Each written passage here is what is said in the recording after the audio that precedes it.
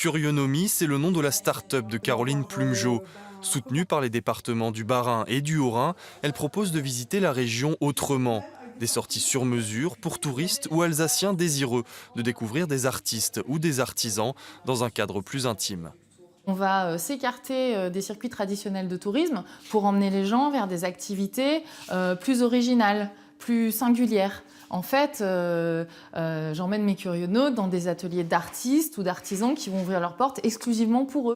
Avec plus de 500 000 visiteurs par an, le Haut-Königsbourg, lui, est ouvert toute l'année. Mais pour rester attractif, ce porte-étendard du tourisme alsacien doit renouveler son offre. Associer l'authentique au ludique, par exemple, regardez, cette exposition nous plonge dans le Seigneur des Anneaux. Tout petit, on a tous rêvé d'un château fort, d'attaquer ou de défendre un château fort. Et je crois que les visiteurs attendent aussi un peu de piment. Et le fantastique est vraiment une manière de faire entrer nos châteaux dans le XXIe siècle. Non seulement on les restaure, on veut en faire la promotion, mais on se doit de vraiment mettre l'accent sur l'animation touristique et culturelle. Innover en préservant l'identité culturelle, c'est l'équation à résoudre pour les deux conseils départementaux du Bas-Rhin et du Haut-Rhin. Le message est clair, le Grand Est est une entité administrative certes, mais l'Alsace ne peut pas, ne doit pas être noyée dedans. Les deux départements ont toujours vendu l'Alsace.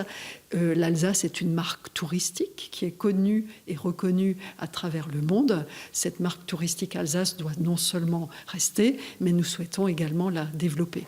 20 millions de visiteurs sillonnent chaque année l'Alsace. Le tourisme, un secteur économique incontournable donc, qui emploie 37 000 personnes dans la région.